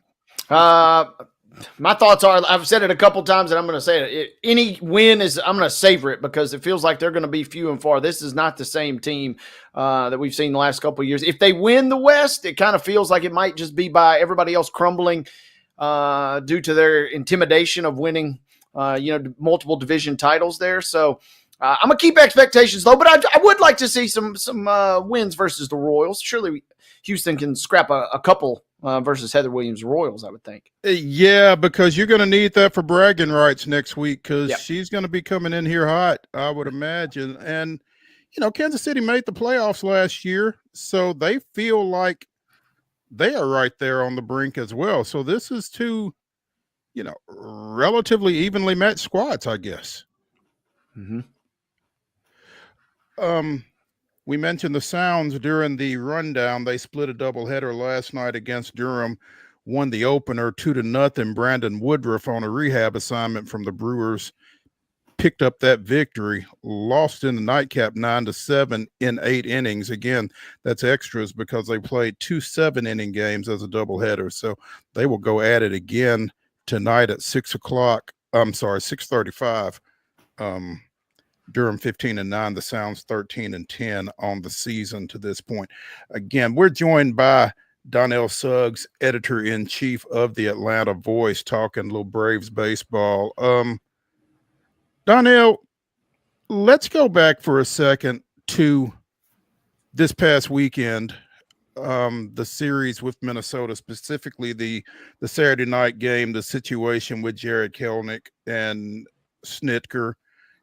Is that done, first of all? In the clubhouse, it's done. Totally done. Like if someone would have mentioned that the next time they come back here, it would be like, what are you doing? It's done. It was kind of addressed, and Snit kind of got his back, saying that he didn't see it or he didn't. Come on. The man's been watching way too much baseball. There's nothing happens on that field he doesn't see. But he kind of backed this guy up and said, oh, yeah, I couldn't tell. So it's done. It's a done thing. Is it done when Acuna gets back, given the tweet that he posted and then pulled down? It's got to be done. The kid's under contract and we need him. So if it's not done, it's going to be personal. It won't be. It's done in public. Yeah. Okay. That wasn't smart? No. Is he balling? Is he playing ball now? No. So he's got a lot of time to kind of use his thumbs and he probably should have just let that go. He doesn't even tweet a lot, which was weird. He probably should have stayed off of that at all. So, okay, all right.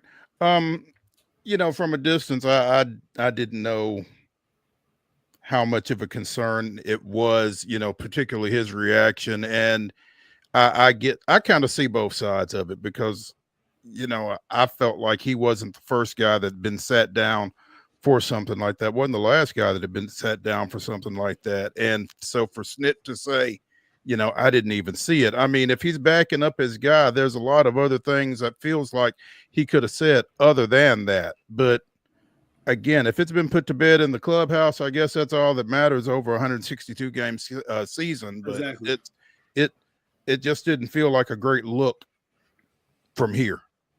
It was a bad look, but it was also doing a 3-game sweep of a team. So it wasn't like it was crucial. Thankfully, didn't happen in a major game where it could have cost them something. It didn't cost us a game. So it's more or less this like dumb move. Should know better, and he should. It cost him, and now Snit had to back him up. And I thought it was great that I knew he was going to do something like that. I knew he wasn't going to chastise a kid in public. He just doesn't move that way. He just does. Mm-hmm. He's old school. They got on him though. They probably got on him later on for sure. But no, not in public. Okay. Not a Braves thing. This doesn't happen here like that. Got you. Hey, Donnell, before we get you out of here, I do want to ask you, last night, the Falcons, do you like drafting a defensive end or an edge rusher, or do you like drafting a second defensive end or edge rusher? Kind of give us your take on what we saw in the first round. Not quite as crazy as last year's first round for Atlanta, but kind of a head scratcher when they take Pierce out of Tennessee at 26 overall after a trade. Pierce is a good ball player, and we knew that. That trade shocked a lot of us. I was at a Falcons draft party for the team, like the team as a member of the media. So, it kind of shocked everyone because they didn't really tip their hat to that, which was smart. The Falcons, there are like 2 players in the NFL that have nearly as many sacks as the Falcons had last year as a team. That's not good.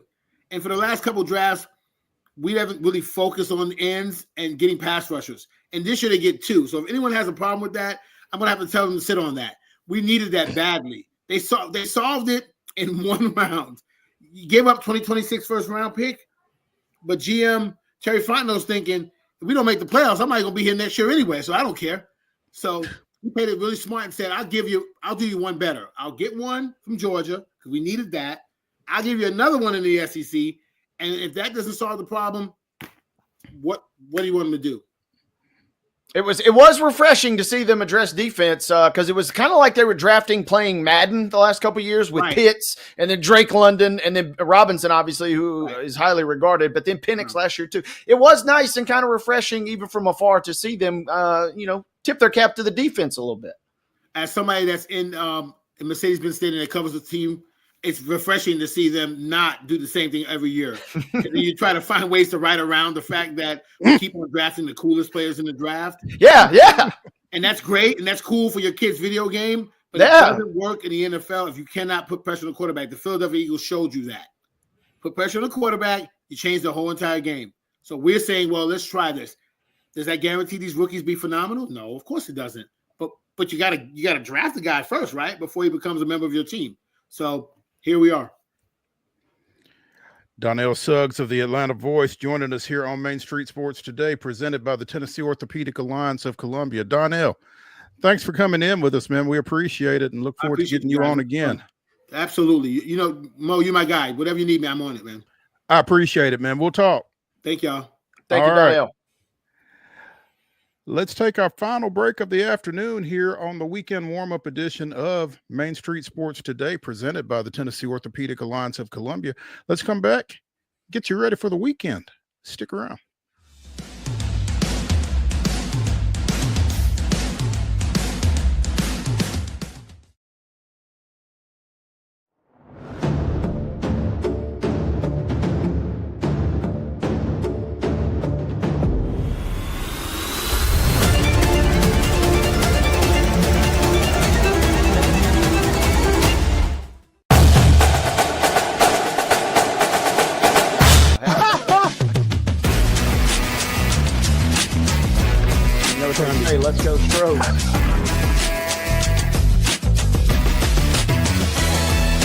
People are amazed at the variety and quality of guests we bring into Main Street Sports Today. But when you've been in this business for nearly 40 years and you never throw away a phone number, it's pretty easy. Right, Wade? Absolutely. And Wynn agrees with me. Check out some of our guests featured on Main Street Sports Today. Step back and catch my breath. But I expect nothing less from you, big boy. Let's get going. We make it work pretty good, so. The fans are tremendous. It's fantastic. It was really amazing.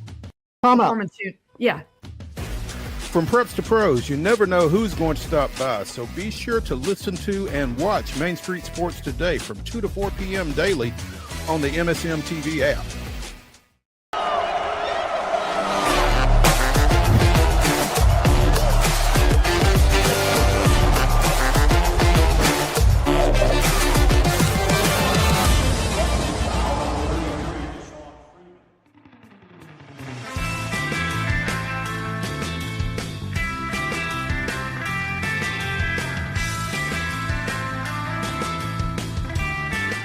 Welcome back to the weekend warm-up edition of Main Street Sports Today, presented by the Tennessee Orthopedic Alliance of Columbia. I'm Maurice Patton. That's Wade Neely. 7:30 tomorrow night, Geodis Park. Two pretty evenly matched sides will be clashing as the Nashville Soccer Club, 4 wins, 1 draw, 4 losses. Man, the soccer standings really throw me off, Wade. Are taking on the Chicago Fire with 3 wins, 3 draws, and 3 losses. So again, fairly even. They're both middle of the pack in the Eastern Conference standings. Nashville in the 6th spot on the table right now. The Fire in the 8th spot. And I did not know until I was getting ready for this, the Fire under new coach Greg Berhalter, formerly of the U.S. men's national team, coming to town. Yeah, Greg with 2 G's and his never-ending slew of amazing fits and epic kicks.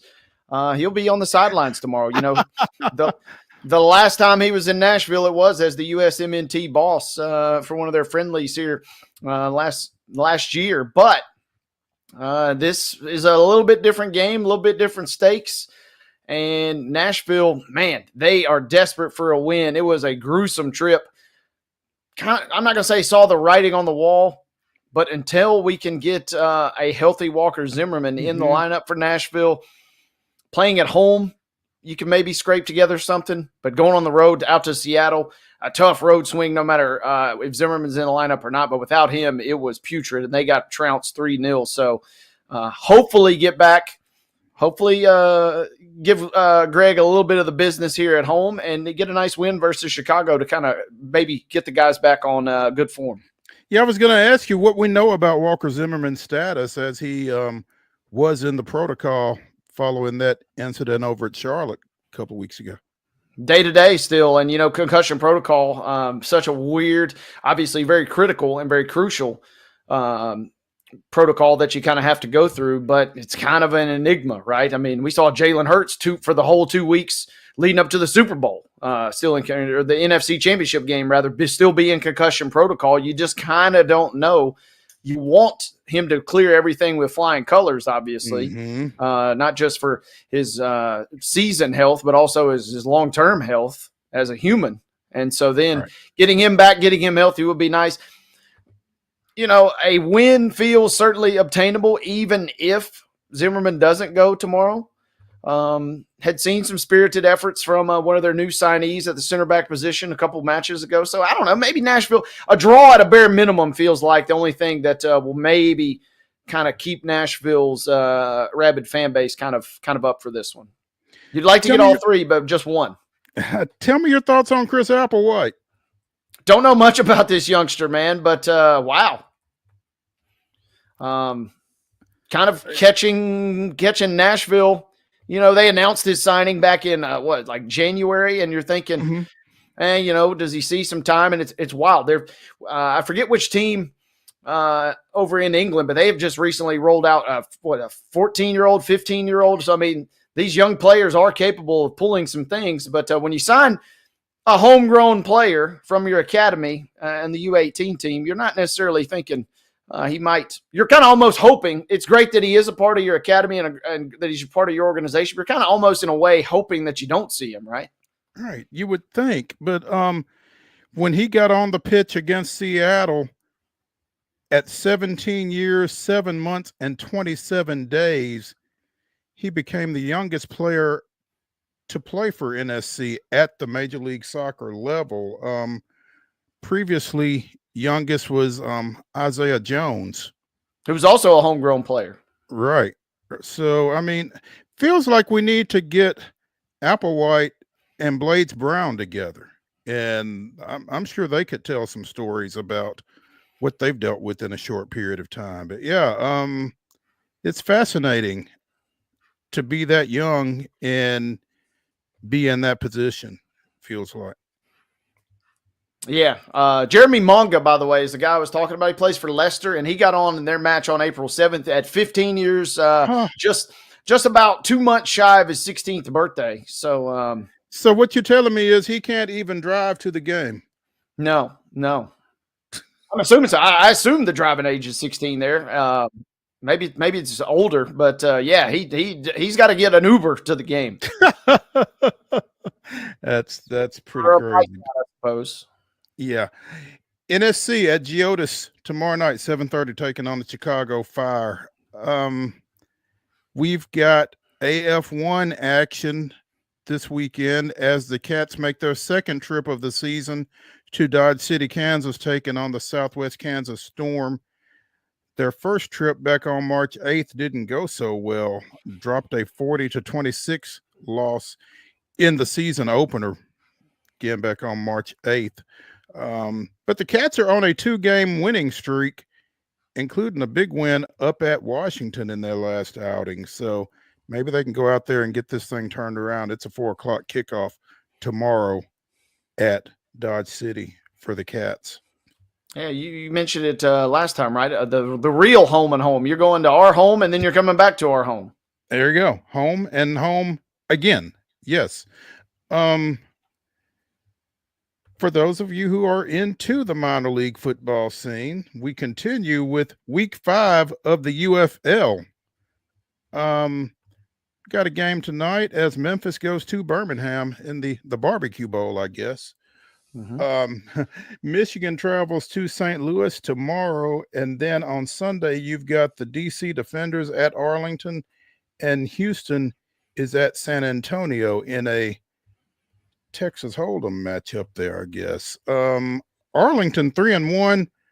The Defenders are 3-1. They're tied atop the XFL conference. Birmingham and Michigan 3-1 at the top of the USFL conference. Memphis, by the way, is 0-4. The only winless team in the UFL, and they've dealt with some turmoil. We mentioned a few weeks ago, former Titans coach Ken Wisenhunt took a leave of absence at the beginning of the season after being named their head coach over the offseason. Wisenhunt never came back. He resigned here recently, so Jim Turner took it over in the interim, initially continues to be in that position, but I mean, that can't help, I wouldn't think. So may play a part in the Showboats 0-4 start here, and things don't get any easier as they go to the perennial title contending Stallions tonight. Yeah, with Matt Corral. Saw he had like a 50 or 60-yard bomb last week, the former Ole Miss standout. So kind of one last shot for him. He got picked up by the Vikings when J.J. McCarthy went down for a brief stint. And this is a guy that, if not for injuries, man, you're talking about a real big what if. If he had not, suffered that injury in the Sugar Bowl in 22, but still running and gunning, maybe he ends up holding down the fort with the Stallions. They kind of are the royalty, as you alluded to there in that league. Yeah, and I mean, as long as you got a uniform on, I guess you got a shot, right? So keep slinging it, Matt. We talked to Heather a couple of days ago. Talladega is this weekend as they come back from their Easter layoff. So Cup Series action continues. Larson, I guess, looking for a second straight win. So he would, yeah. I mean, I'm not sure, and I can't remember if Heather gave us a cheat sheet on who to target. But Larson is, surprising to me at least, a little bit further down the pack. Ryan Blaney, your betting favorite, followed closely by Keselowski, Logano, Busch, Byron, and then Larson. So I don't know if that's a factor of Blaney running well there historically. I don't know if that's a factor of, hey, you don't know what the hell's going to happen at Talladega because it can crash at any given moment. That to me seems like something that you would value is just who can make you get in and out of trouble the safest. There's no way to predict it, of course, and there's no way to tell where you might be in the pack when the big one happens. But it feels like that element of safety kind of might play a factor. But yeah, Kyle Larson kind of in the middle in the mix there. If you wanted to throw some shekels on Josh Berry, he'd pay you out at 40-1. So you could make a little coin if you were to go on the hometown guy this weekend. You know, going on the hometown guy never feels like a bad idea anyway, and especially at 40-1. So yeah. What are we, 2 weeks away from the Derby? Kentucky Derby? Yeah, is that next Saturday? Weekend? Next weekend, first Saturday in May. Okay, yeah, I was at a track meet yesterday, and I see what you did there. No, yeah, I was at a track meet talking to Mike Strasinger, and he was asking me if I had started studying up on it yet, because he had, and he was trying to pull some ideas together on that. Have you looked very much into that? I know Joe Sullivan is kind of our resident Derby guy. Yeah, I mean, how could we not go for journalism, right? The headlines and the puns will be flying when journalism comes in next week. Headline writers will have a field day if that horse can pull it off. Yeah, we'll have to see who we can reach out to up in the Louisville area to get us ready for that next week. Always a big deal. Get your mint juleps out.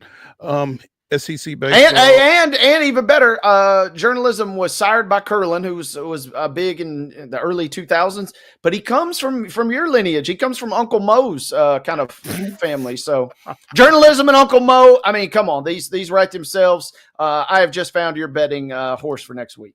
I wanted to throw something on Uncle Mo a couple of years ago and didn't. I bet on him for you. There we go. Good. You didn't pull the trigger. I did not pull the trigger. I did not. You owe me $250 then. Yeah. Well, I know how this Uncle Mo does. And so, yeah, I wasn't really brimming with confidence for that Uncle Mo. SEC baseball, always a dogfight. Won't be any different this weekend as Tennessee goes to LSU. Vanderbilt goes to Ole Miss. Everybody chasing Texas in the SEC right now. They are 3 games clear of second place Arkansas in the standings at this moment. But again, that can all change in a weekend. Texas has got Texas A&M this weekend, and that'll be a little spicy. So look forward to that one, as well as, again, UT going to LSU trying to get righted. They have dropped 2 of their last 3 weekend series. The Vols have, the defending national champion Vols have. Meanwhile, Vanderbilt coming off that big sweep over at Georgia this past weekend that vaulted them into the top 10 before they lost to MTSU at Hawkins Field on Tuesday night. So, yeah, I'm kind of fascinated. Obviously, Tennessee LSU is going to be a big matchup. Texas and Texas A&M, an improving Texas A&M's team. Apparently, can they take a game or 2 off of the number 1 team in the country? That will be fascinating theater, kind of just from the rivalry standpoint alone. But yeah, it feels like Tennessee LSU is your marquee series, but not far off that would have to probably be Vanderbilt and Ole Miss. Ole Miss kind of took down the pecking order a little bit by Tennessee a couple weeks ago down in Oxford. But I'm also oddly fascinated. Does Arkansas kind of get back to good a little bit, kind of return. You know, they may not get that number one rating back anytime soon as long as Texas keeps winning, but can they climb? And do we see one last little gasp out of Florida here, who is largely kind of underachieved? Do they show a little spine kind of this weekend and pull things off? Georgia with a nice win earlier today that already has gone final 10-9 over Oklahoma. Number 10 versus number 14 in that showdown. So yeah, we say it every week. It's a littered slate in terms of good matchups, except Alabama and Missouri. Shout out to the Tigers. Yeah. You know, we talked with Marin Angus Combs earlier this week, talking a little softball across the SEC, and no sooner than we talked about number 1 Tennessee than they lost in extra innings that very night to Clemson. They travel to Oxford, taking on the number 20 Rebels this weekend. So keep an eye on them. Again, what were there? 7 of the top 10 teams in Softball America's top 25 came from the SEC this past week, and looks like most of them are in action. You've got Texas going to Oklahoma and a matchup of number 3 and number 4. Number 9 Arkansas is at number 2 Texas A&M. And again, number 1 Tennessee is at number 20 Ole Miss. So yeah, if you're a Texas fan, this is about as good of a weekend as it gets. You got softball, you got draft picks galore going, you got softball versus Oklahoma, and you got baseball versus Texas A&M. That is a monstrous weekend for that university. And then Arkansas. We talked a lot with Marin about Texas A&M and kind of, are they the next team up? Are they capable? What are their expectations? What can we expect from them? And they have a big series versus a sneaky good Arkansas team. So that will be a fun matchup down in College Station this weekend, you would imagine as well. Yeah. You know, we talked earlier this week, obviously the Sounds are finishing up their series over at First Horizon Park this weekend against Durham, 6:35 tonight, tomorrow night, 2:05 on Sunday. Wade, did Ben Peebles go in either game last night? You know, they didn't play Wednesday, obviously. Yeah, pitched in game number 2, it looks like, and did not go well. It gave up 2 hits and 2 runs. So sorry about that, Ben. Maybe the nerves got to him with all the Pulaski folks maybe coming to cheer him on. Only the second and third runs that he's given up all season, only the second and third hits that he's given up all season. I don't know, being pushed back a day, if we'll see him Saturday or Sunday, but it wasn't the best of efforts. He got in the 4th inning in that game number 2 last night. Do you know, have you heard what kind of turnout there was from Pulaski for him? Hadn't heard that. I'll work the sources here in a little bit. I do know that Giles Baseball had a game last night, so that kind of cut into some of the inherent fan base there. I'm sure the family obviously came up. No word to Carter Kelly. He's over at Lipscomb, the former GCHS ace. Him and Ben are real close. He might have made the crosstown trip if Lipscomb didn't play in any capacity last night to cheer his guy on. But yeah, not a rough go for Ben. He did strike out 1, but gave up, two runs for a guy that had only given up 1 all season was a tough performance at First Horizon. There you go. So you are covering the Rock and Roll Marathon tomorrow. Yep. Let's see, 5K and 10K race time starts at 6:30. Half marathon and full marathon start at 7:20. You might see me out there Sunday for the doggy dash as far as competing, but I'll be zipping around everywhere, kind of keeping tabs on our local runners. Got a cool feature story on the tourism. This is such a cool event, right? Because you have folks obviously that are native to this area that run, and we'll spotlight some of them, but we've also got some folks coming from out of state. Went to the convention center for a good chunk this morning, and there were all walks of life, some runners and some walkers, to say the least. But everybody's kind of coming into Music City for a busy weekend. It'll be fun. Well, it's always a fun event, and hopefully y'all get good weather for it. So that's going to do it for the weekend warm-up edition of Main Street Sports Today, presented by the Tennessee Orthopedic Alliance of Columbia. Thank you all for joining us. We will be right back here Monday at 2:00. Hope you are as well. Have a great weekend. Oh, and happy birthday to my mom. We'll see y'all.